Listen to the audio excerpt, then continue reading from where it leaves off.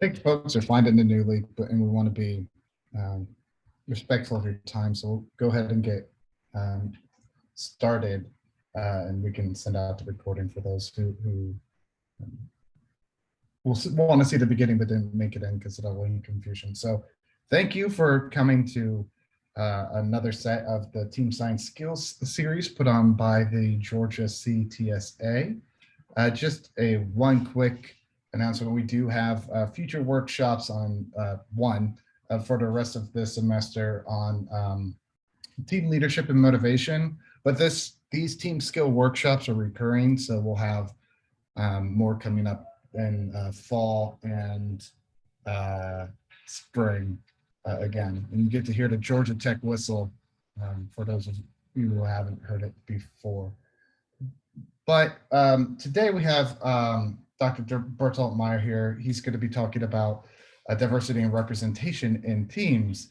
And he's an expert in team diversity, has over 3,000 citations, many of them looking at, say, team fault lines and, how teams can, with different perspectives and different backgrounds, can function well on a team. He's published in our field's top journals. He's an associate editor at Small Group Research and Frontiers in Psychology, and he's very personable and an expert host. He hosted my wife and I during a trip to Switzerland, and this was probably the only photo that I could find that would be appropriate to share with everyone here. He's a great friend and colleague, so I'll turn it over to him now. Thank you.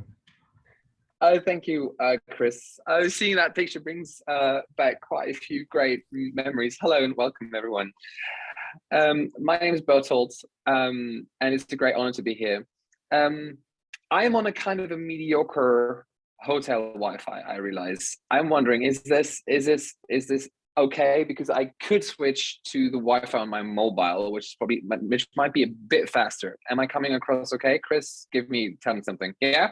Okay, brilliant. Thumbs up to the hotel Wi-Fi. Yeah, hello and welcome, everyone. I'll try to use the next maximum 30 minutes to try and give you a very, very brief overview of some of the core findings from the area of OB and work and organizational psychology on team diversity and the effects of heterogeneity and what it really means from a scientific perspective to work in a heterogeneous team. I've done research on team diversity for a good 10 something years or so now, maybe even a little bit more.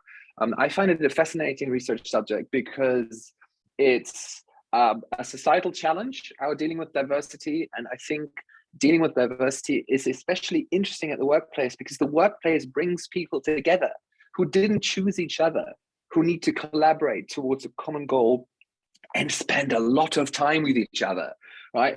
US time use surveys show that in a time, the age range between 26 and 50 something ish, we spent about half our time awake with work. And most of that is done in teams. So I think it's paramount to look at the processes that are happening, and team diversity can influence these processes to very many extents. I have also a little bit of a personal relationship with the whole diversity research stream. I was born with a quite visible physical disability. I was born without my lower left arm, so today I'm wearing a prosthesis instead. But that was not the case when I was like 12 years old. And I mean, if you have a very visible disability and you're a teenager, you get a feeling of what it feels like to be seen by others as different. And that, I think, is really at the core of a psychological approach to the subject. Like, what happens when people perceive each other as being different, who need to work together? Now, I would now switch over to showing you a few slides. Chris, I just realized I don't have the rights to share my screen. So maybe could you promote me to like co-host or something so that I can? Oh, now I can. Brilliant. Thanks. And hang on just 1 second. So share and hang on just 1 second. There we go. Here we are. Chris, can you give me like a thumbs up if you can see my slides? Brilliant. Okay. Again, I'll try to keep this as brief as possible because, you know, we're doing a bit of a brown bag here. So I can only really scrape the surface of things, and I have a few recommended references at the end of my talk if you're interested in reading more. So first of all, what is diversity? What are we talking about? And already at this point, it's kind of challenging to define. And in the field where I work, I think this definition by Van Knippenberg and colleagues is actually very useful, who define diversity as any form of interpersonal differences that may lead to the perception of being different. And this definition is useful for several reasons. First of all, it doesn't restrict the quote unquote objective type of diversity that we're talking about. So this can refer to anything that leads to perceiving each other as different. Like it can be, of course, the obvious: age, gender, ethnicity, disability, country of origin, but, you know, also more subtle things: educational background, class, political orientation, religion. Many different things can cause us to experience differences. And it also emphasizes that these differences may, but they don't have to, make us perceive the other person as different. And this is a very widespread used definition of diversity. There are several different approaches to diversity, and the one that's probably the most mainstream and the one that you hear most of the time, especially from people in corporations when they talk about why diversity is important to them, CEOs and startup founders, is what we refer to as the so-called value in diversity approach, which is basically the idea or the narrative that diversity is somehow useful for working together in a team. Like in a business context, the narrative often goes, you know, a diverse team is more creative. It delivers better performance. So basically, a diverse organization has the potential to be more successful in terms of business success. And there's a lot of studies, especially more in like practitioners journals and areas, that apparently support this. And one very famous example is actually quite old, is this 2007 study by the consulting company McKinsey. And they found, this is a study about gender diversity, and they showed that companies who have more women in their top executive boards, they have a higher return on investment and a higher EBIT and a better stock price growth. So really the narrative, like the more gender diverse the company, the more profitable and the more successful the company. So this kind of narrative, diversity is a means to an end, kind of, because if the more diverse you are as a company, potentially the more successful you are.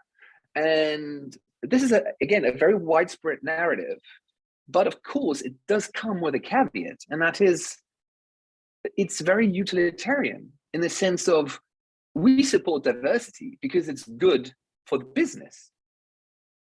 But hypothetically speaking, what if some study found that diversity was not good for business? Then with the same argument, you could also make the case for homogeneity at the workplace. If, you know, science found that homogeneity is good. Because so basically this is an argument that's void of any ethical considerations about diversity. And therefore it's being criticized. And so there's actually a different approach to diversity at the workplace, and which is also mirrored in the subject of today's session, which is called diversity and representation. Because what's called ethical diversity research does not invoke the business case. The ethical argument for having diversity at the workplace, and then of course diversity in teams, because teams are the building block of the workplace, is that organizations, regardless of in science or business, have a social responsibility to represent societal diversity. It's like an accessibility argument in the sense of there is a given amount of diversity in our society. That is a given. In fact, diversity is increasingly becoming visible in the sense of that diversity is increasing, fueled by many, many different global societal developments, especially in quote unquote Western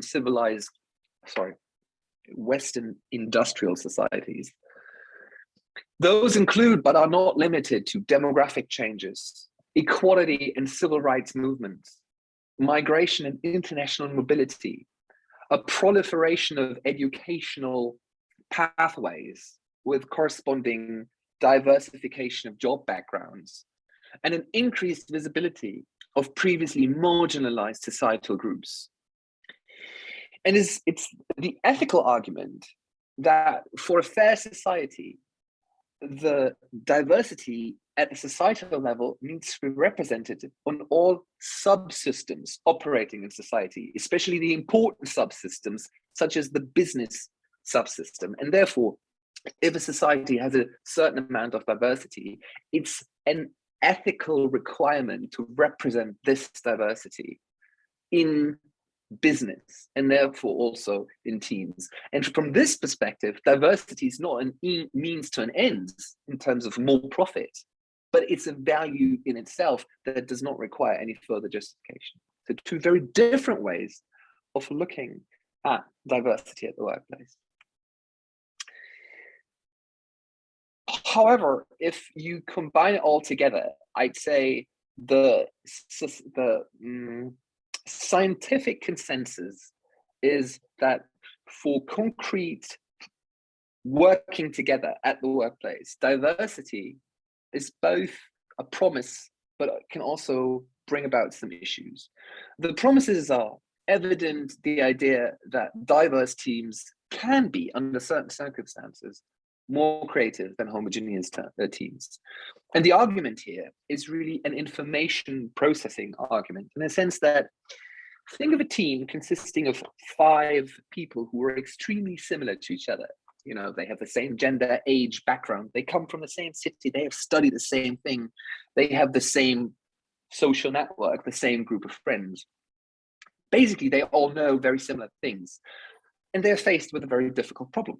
If one of them doesn't have a good solution for the problem, the likelihood is very high that all others also don't have a good solution to the problem. However, if you have 5 very different people sitting around a table who have to solve a complex problem, they come from different backgrounds. They have made many different experiences in life. They are part of different social networks. They have different experiences and backgrounds.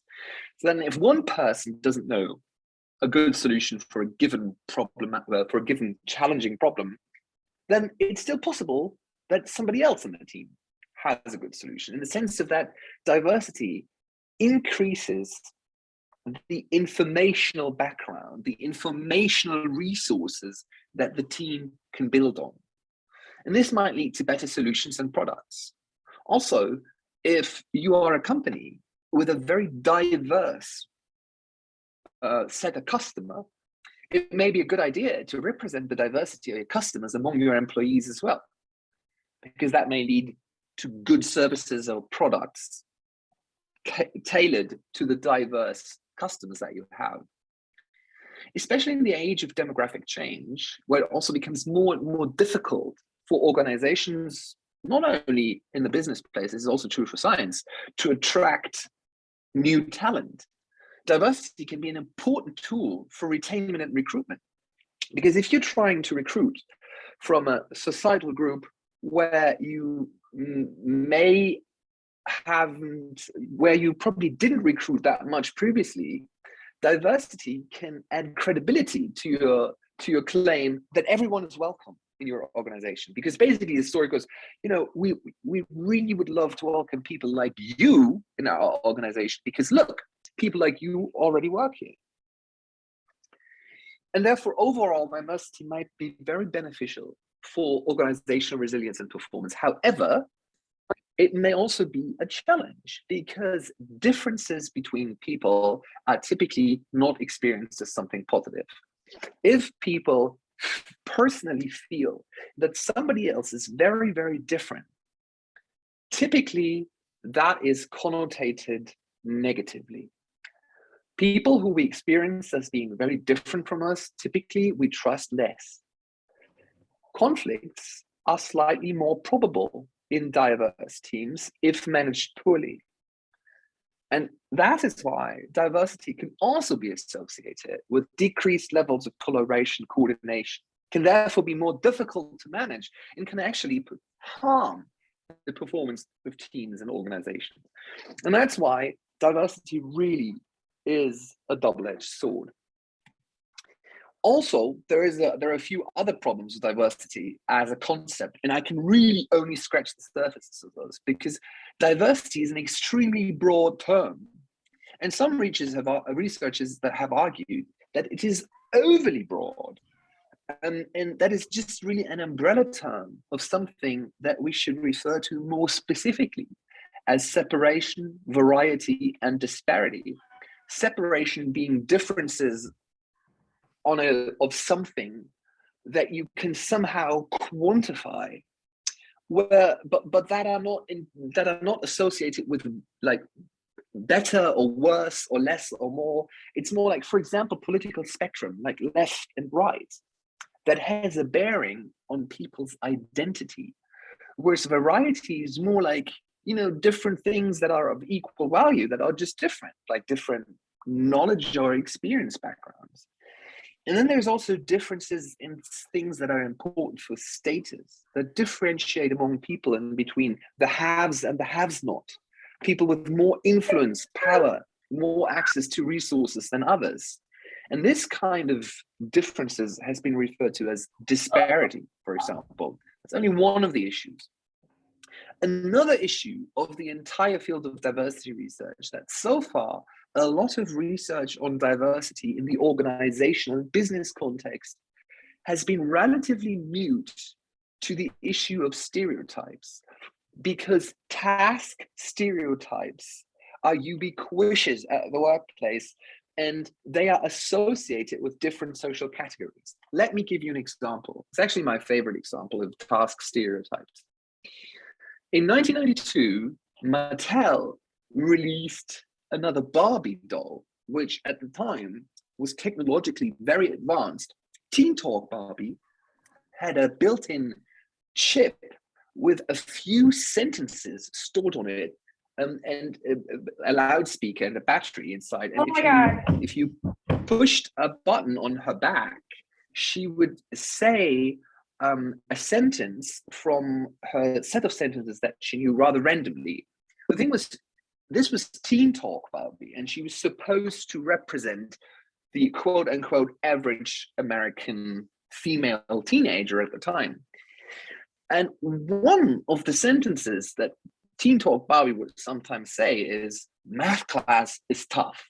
So if you gave this Barbie doll at the time to maybe your daughter, one of the things that she would learn from Teen Talk Barbie is that math class is tough, reproducing the stereotype that women are not as apt at science, math, technology, and so forth, like STEM, in comparison to men. And therefore, and this is an example for a social category, in this case, gender, signaling competence at a specific task. For example, anything that's considered to be more in the social or emotional realm is, there's the stereotype that women are better at that. Where at the same time, there's another stereotype that men are better at that and other things. And there's stereotypes about abilities of ethnicities in certain areas. There's stereotypes about what young people are good at and what old people are good at. And so these stereotypes play out about what kind of performance we expect from what kind of people in certain task situations.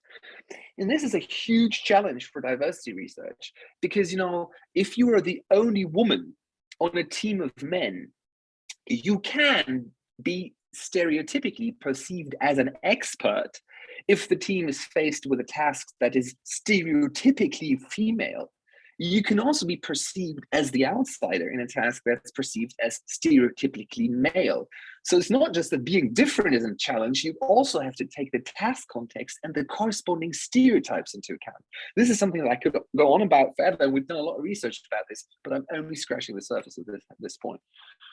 My remaining, maybe 10 minutes, I would like to conclude my talk with showing you one model that is really central in diversity research, the so-called categorization elaboration model, because it conceptualizes diversity, like I already did, as a double-edged sword, in a sense of that diversity simultaneously for teams and teamwork has positive and negative outcomes that can cancel each other out, which means that managing a diverse team is really about decreasing the chances of the problematic sides of diversity and increasing the chances of the positive sides of diversity.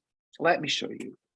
The positivity of diversity for work teams is primarily attributable, according to this model, and there's a lot of research supporting at least parts of it, to an information processing approach that I already told you about, in the sense of if you have a diverse set of people on a team, they bring diverse backgrounds and experiences. And if they're faced with a complex and demanding task, there is a chance that this diversity will lead to a better, deeper information processing, which will result ultimately in more performance and creativity. However, so this is the positive path really of the model, the positive process. And that's why I put the green box around. At the same time, there is a potentially negative process, which is typically referred to as the so-called social categorization process, which means diversity can, especially if it's distributed in a problematic way, lead to stereotypic perceptions of others as being different, less competent, or so forth. And combined with the diversity mindsets and beliefs of team members, this can result in less trust, more conflict among team members. And this will then harm the relationship between diversity and information processing. And that's why there is this little minus. It will destroy the potential positive relationship between diversity and information processing. Based on this quote unquote scientific model, there are several strategies of reducing the risk of diversities. One can target distribution of diversity. Another one can target diversity mindset and beliefs. And a third one can target how norms and culture affect diversity mindset and beliefs. And again, I will briefly scratch the surface of these three, which will conclude my talk. Think of that as more or less science-based suggestions of how to deal with diversity, maybe in your team or when you're putting together a new team. First of all, I would like to show you the concept of fault lines. And one strategy for harvesting the potential of diversity is trying to avoid fault lines in diverse teams. Fault lines are hypothetical dividing lines that split a team in relatively homogeneous subgroups on the basis of the distribution of its diversity. As an example, have a look at these two teams, A and B, each consisting of 4 people. Both teams have 2 Germans and 2 Americans. Both teams have 2 men and 2 women. And both teams have 2 team members from an HR background and 2 team members from an R&D background. So basically, both teams are equally diverse with regard to the individual diversity attributes. Even the team's average diversity is identical. However, as you can see, the teams are a little different because on the left-hand side in team A, these 3 attributes, gender, home country, and job background, align in such a way that they create completely homogeneous subgroups, which are separated by what's called the fault line. And the fault line in team A is stronger than in team B, because in team B, yeah, you have 2 German men, and two American women, but one of the men is from HR and one of the men is from R&D, and the same is true for the American women. So there's actually something in this case that bridges the fault line, and that is job background. Because the thing is, there's one meta-analysis already, and together with a few colleagues, I'm working on another one that shows that fault lines are actually associated with a lot of more problematic processes instead of in terms of more conflict between subgroups. And bear in mind, these subgroups are members of the same team. These are colleagues who are supposed to work together. So fault lines are an important way of looking at multi-attribute diversity and how it overlaps. And therefore, fault lines are important. So if you have the luxury of assembling a team, try to prevent or bridge fault lines whenever possible. Right. Another important factor in how diversity plays out in teamwork seems to be, and this is rather trivial to be honest, is how team members think about diversity. If team members think that diversity is valuable to the team, then surprise, diversity is valuable to the team. It's a really question of fit between personal beliefs and the actual social environment that people find themselves into. Diversity beliefs are beliefs in the usefulness of diversity for collaboration and performance. It does not imply that everyone has to like differences. I can still not like my colleague who I perceive as very different from myself, but I can learn to appreciate the fact that this colleague is here because I realize that it is a potential for our team. There's quite a few good questionnaires for measuring diversity beliefs with items such as groups whose members are diverse will be more creative, or for complicated problems, diverse groups will be able to solve the problem more easily, or working in diverse groups can increase one's understanding of those who are different from me. And so if you end up in a team that is diverse, or if you know that you're putting together a team that is diverse, a very good strategy is to make diversity a self-fulfilling prophecy by educating team members about the potential benefits of the diversity of the team. Finally, I told you very briefly about the potential consequences of stereotypes in association with team diversity. The thing is that stereotypes are something that is activated in our heads in an extremely automated and subconscious fashion. It is really difficult to change people's stereotypes, especially if they're very ingrained. However, what is malleable is the connection or the link between stereotypes and behavior. So we can actually, as weird as that may sound, train people to not act on their stereotypes. It's easier to do that than to try and counter the stereotype itself. And especially workplace norms, like, very explicit set of rules. This is how we do business here. This is how we conduct ourselves. These are the rules that we adhere to. Such norms and also organizational culture have a very strong effect on the linkage between stereotypes and behaviors. And again, there are entire lectures hidden behind the structure, this topic really. And for example, a strong pro-diversity climate, which is something different than diversity beliefs, it can prevent behavior that stems from stereotypes. And what is diversity climate that you ask? Diversity climate is in place when all members of the organization, regardless of which social group they belong to, agree to items such as my co-workers appreciate my background and perspective.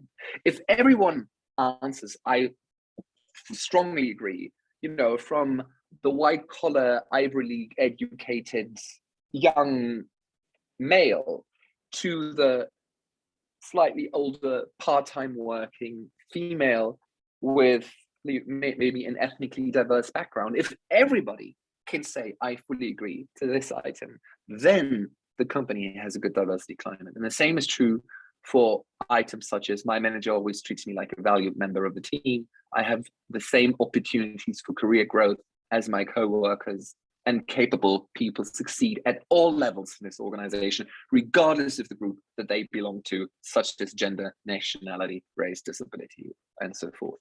If all people in the company or in the organization, doesn't matter, can subscribe to these items, then diversity climate is in place, and that is a great buffer against stereotypes affecting employee behavior. So this was really only scratching the surface, in the sense that diversity can have positive and negative consequences for team processes and outcomes. Representation has a social value, and it doesn't need to be justified by utilitarian ideas. The effects of diversity on team processes and outcomes depend on many, many, many contextual forward factors. Nothing is straightforward here, including alignment of multiple diversity attributes, diversity beliefs, and diversity climate. There are some literature recommendations that I think might help those of you who want to dive a little bit further into the science of diversity in teams. The first one here is, for example, a very great meta-analysis on what makes an effective diversity training program, for example. The Harrison and Klein paper is the paper about the different things that we mean when we talk about diversity. Astrid Hollmann has a very recent paper, which I find very helpful, that builds a theory of how to lead diverse teams. So if you're confronted with the situation of having to lead a diverse team, this is something that I would recommend. And then at the end, a little bit of advertisement for our own research. The first one is a very recent paper. It took us so long to get this published. Anyways, it's a very fairly recent paper from myself and my colleagues Hans van Dijk and Marloes van Engen from the Netherlands, where we show how it is the interplay between diversity and stereotypes that affects how people and teams behave to one another, and how this is malleable. And the final one is our attempt to come up with a larger theory that tries to combine research on team diversity and on stereotypes into one unified theory, which is slightly a little bit more academic. Full stop. This is it from my side. I did prepare a little Mentimeter to stimulate discussion. However, if there are immediate questions or comments at this point, I don't want to stifle them in the short amount of time that we have. So maybe at this point, I can briefly open the floor for discussion, see whether there are any, things that you might like to add. But not if not, and there's a lot of silence, I have prepared something to stimulate. But at this point, maybe full stop, and I'm happy to take any questions or comments at this point. Oops, sorry. Stop my screen sharing.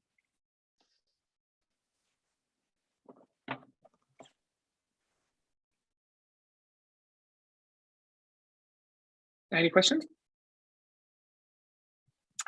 If so, could you please raise your virtual hand, or maybe put a little X in the chat? Well, I'm host, right? No, I'm just the co-host.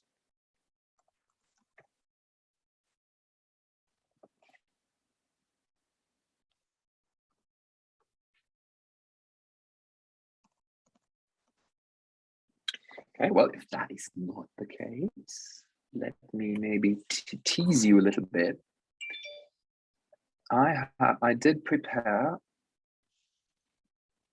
a little Mentimeter. Hang on. Oh gosh, there. Thank you, Tracy. Much obliged. Let's maybe have a look at what some of your thoughts are. So there's a little Mentimeter here that I prepared. Just a few statements about diversity, research on diversity, and how you feel about diversity. Again, this is of course anonymous. and it's, you don't have to answer anything, but I see this seems to be working. People are already answering. Let me share my screen so you can see what's going on.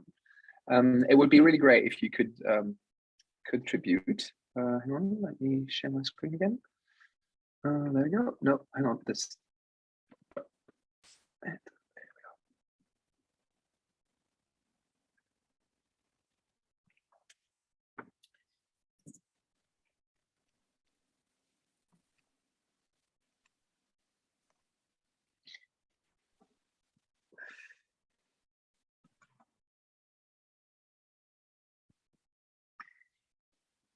The reason why you are still on, well, no, I'll give it another minute.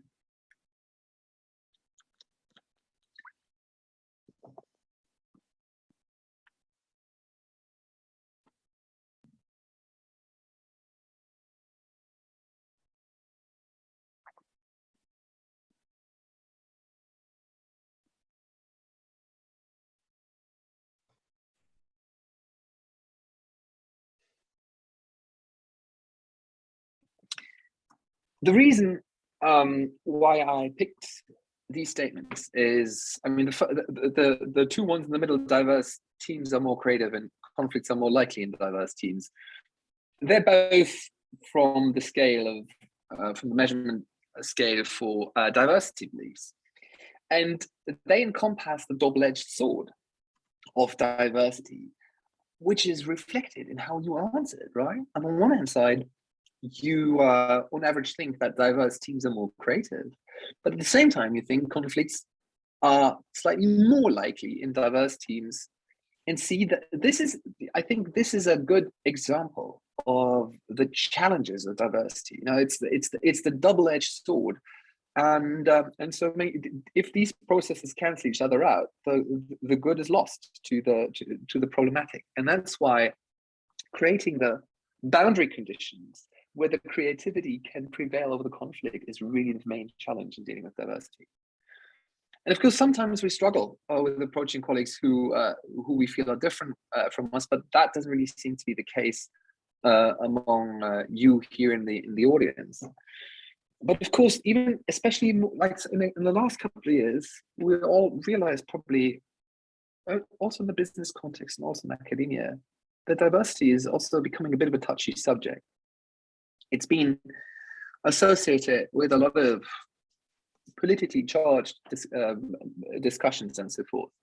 And that is something that we need to bear in mind when we deal with this, which makes this also a little bit more challenging, I think, in comparison to other research, to other topics when it comes to working in teams. Chris, yes, you have your hand up. So I was wondering, first of all, thank you, but I was wondering if you had any recommendations that people could take away for integrating practices into their current teams, or when they're forming new teams that allow them to discuss potential issues that would surround diversity of all types. Yeah. Being, of course, I mean, being a psychologist by training, I strongly believe in the value of what we call psychoeducation. That is, speak about the psychological processes at place.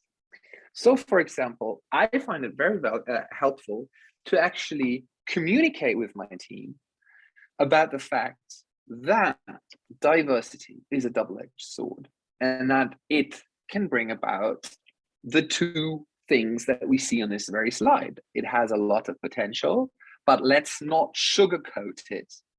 It is also a challenge for dealing with at the workplace, because our mind has the built-in preference for meeting people who we feel are similar to us. Because meeting someone where we feel this person is like me is always a little bit of a reward for us, because we learn I'm okay, because there is another person who is like me, which validates me.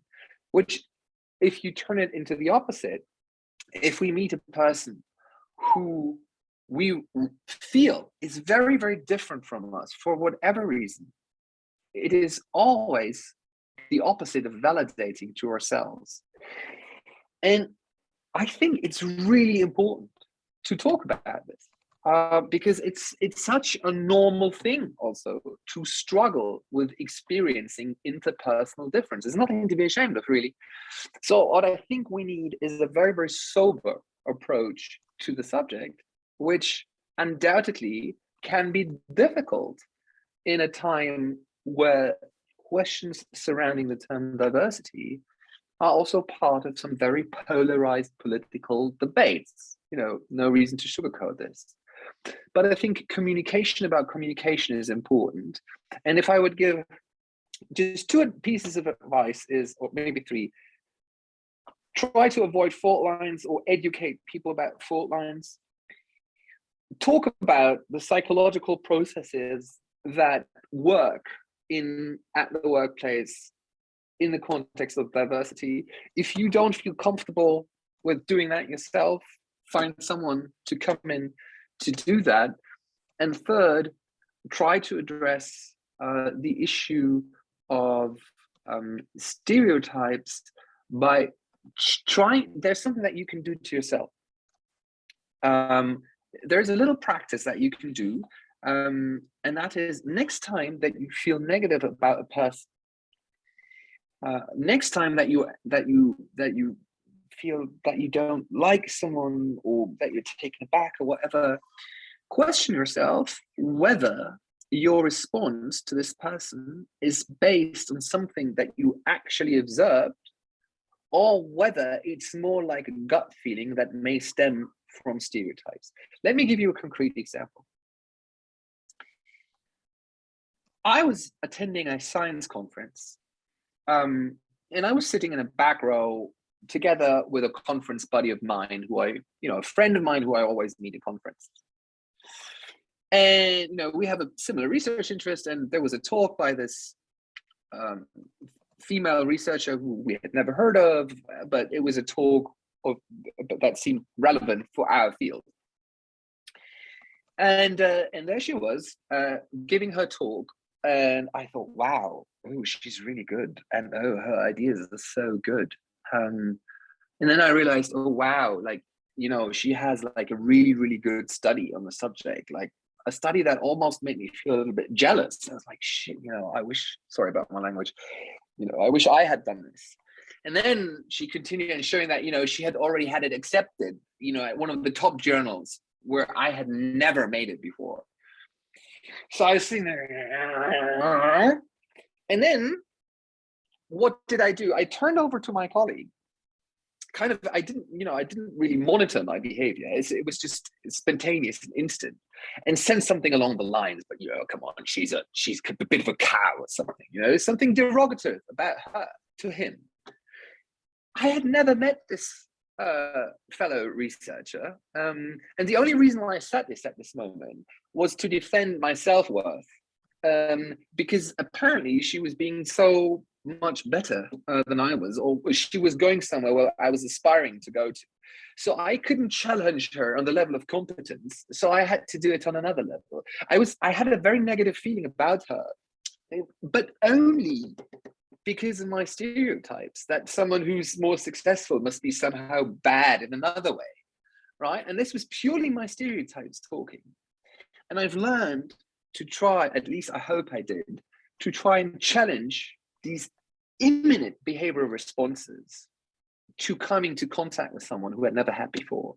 So that was a very long story, but I just hope to show you one other thing that you can do, and that is challenge your own behavior to check whether it's based on stereotypes or not. That's basically what our recent paper says that I published earlier. Sorry. Okay. Any further questions?